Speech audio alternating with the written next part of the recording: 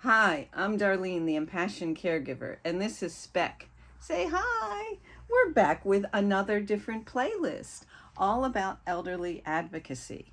Okay, he's going to settle down right there. So, some of you may have seen my other Impassioned Caregiver videos. Those were more about my illnesses, my husband's illnesses. So, this intro might be a little bit of a repeat. So, I'm sorry. But, I want you to know what to expect and who I am so we can begin our relationship and trust each other. So, my project is a vlog. I'm reading you my 2-volume book. It's a caregiving book about a literary how-do, never-do survival guide for caregivers. I'm going to give you hints and humor to help you cope. It's a big friggin' challenge when you're a caregiver, no matter who it is, what age it's happening. And yes, it is a long title, but I'm hoping that as we develop this online community, you'll help me get a better one. All right? Come on, I need you, please. Put that in the comments. So, what I think about sometimes is, I think we've all done this. When you've rubbernecked at a car crash, you're alternately thinking, thank God it's not me. Or in a moment of empathy, gosh, I wish I had the tools to help. So it's a great start. It means that you're human. I'm here to tell you, you don't need to be a superhero with a cape to help a family member, friends, or colleagues when they go through a really tough medical disaster. But having a playlist of your favorite songs in your back pocket is a good start. You need these little breaks when you're like balls to the walls and stressed out. You need lightness. Maybe you need a whole lot of chocolate in your pocket, tea, whatever gets you through. You want to fortify yourself on when you go on these journeys. So, why am I doing this? And why did I sit down to write a book from all my tough experiences? I want to give you some tools to cool the fire in hell that many people experience when their lives are turned upside down with an unexpected illness. All of us, I think I'm at the very tail end of a baby boomer, but the boomers are aging. They're going to need more support. And whether you're a peer, child, or grandkid, you'll want to know more about what it's like to live through a caretaking adventure.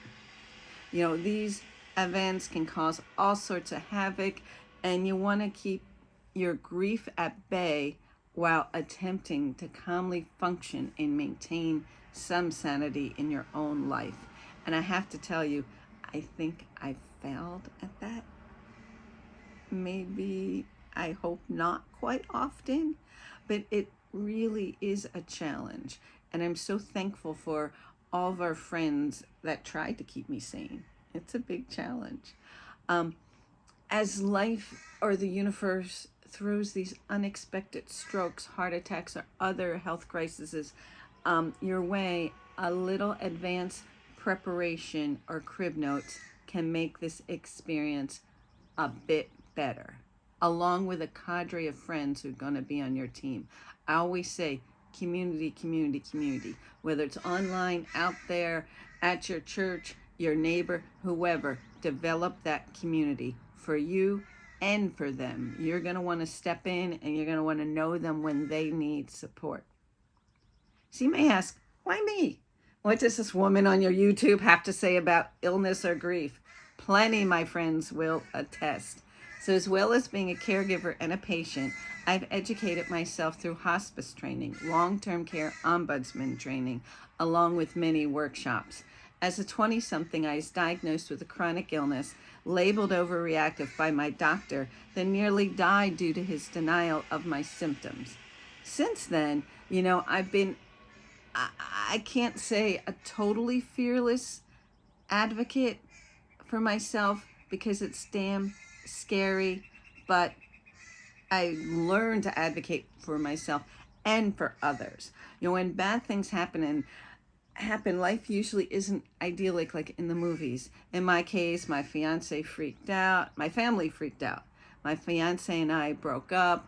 unwillingly, I had to learn about power of attorney, how to get on Social Security disability, but more important, how to recover so I could get off of it.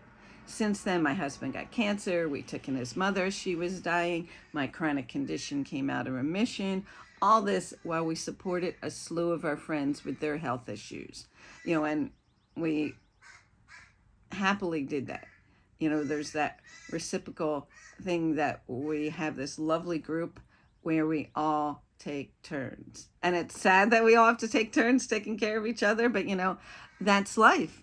And we're also thankful that the support system is in place. In the past 5 years, I had to figure out how to secure safe housing for my mom and our precious pooch in 4 days. In addition, I assisted my father in his last years of life. I learned a lot in my 60 years. One of the things I struggle with is, am I truly a caregiver? Because the biggest caregiving experience was during the pandemic, and I was here on the West Coast and they were there on the East Coast. My mom was back and forth off of hospice. So what was my role? I wasn't the one wiping the butts, but I was the one making sure the butt was wiped. So I'm curious, drop some thoughts in the comments. And I don't know why I struggled, because I did a lot. But it's weird, and people have these conceived notions, and they might not always be right. And if you're helping, that is the most important thing. Whether it's in your house, managing. So I came up with this cute term. I called myself the momager. Yeah. I used to stage manage, and now I was managing mom, and it worked out. She really appreciated it, and I was happy to do it. So you don't have to start this vlog on the first story. Well, in this case you do, because they're not all posted yet. But check out the other playlist, and you'll learn a lot. And that one you don't have to follow it in order. But anyway, I want to give you an idea of what to expect.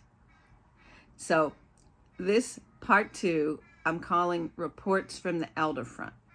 I'll put an outline or table of contents in the comments. Can't talk this morning. We'll start off with All About the Canine. This will be followed by Lost in Elderworld. And it's so cool, because Lost in Elderworld, you're going to see other people reading, not just me, because you're probably thinking, gosh, do I have to see her all the time? It is lovely. It was written to be a theatrical reading, and Lost in Elderworld, and then A Window into Elderworld will also be a theatrical reading. So you'll see it. I think you're going to enjoy that a lot. There's going to be a closing section. The title is still to be announced. Holy cows, I got down to really start working on this section, and I realized spoiler alert, after my mom died, I didn't write anything. And for all you creatives, and this is how you process, whether it's grief, caregiving, whatever, give yourself a break. But oh my gosh, my dad died, and then our dog died, and then my husband almost died, and then mom did die. So looking back, I see why I haven't written, but it's horrifying. And I know I journaled, I know I worked on other things, I thought about this project, I edited, I just could not generate new stuff. And both my parents knew I was working on this project, and they were happy to know that others would learn from their trials. They weren't happy they had to go through them, but they were happy that others will learn about it. Take a breath. And all this chaos is life. So we're going to get through it together. So here's the key to the layout of the book. In each chapter, there's an introduction to set you, my dear readers, listeners, watchers, however you want to frame yourselves. It's going to set you in a time and place. Then you'll be immersed in a literary story. In this section, most of them are going to be theatrical, so it's different than the other playlist. I think you'll get a kick out of it. Then after, you'll read a section about what you should have learned from that challenge. And then, as always, a playlist of songs I listen to frequently during that particular time period. This pattern's going to follow throughout the book. As any good educator knows, you need to hear something at least 3 times to absorb it. And you need to be taught in different manners to truly grasp the lesson. Don't be surprised with repeat info. Ideally, this book is going to be like a David Sedaris guide to the horrible healthcare system. You can go to my website, make comments, reach out there. You can make comments here on YouTube. You can send me a message on Impassioned Caregiver at gmail.com. We can hear each other's stories, ideas, and songs. And if you'd like to hear about how I came down with my role and more about my childhood, which led to me becoming a caregiver, check out these 2 videos from my other playlist. The links are going to be right below in the comments. The section is Chapter 1, A and B, How I Came Down with My Role. All stories, as you can guess, are based on real events. Names have been changed. I always like to give a shout out to my terrific husband, who was and still is so supportive. And this is my truth, no one else's, okay? So I'm not trying to talk for anyone else. My ideas only. So I'd like to officially welcome you to Book 2, Reports from the Elder Front, a how-to never do for elder parents.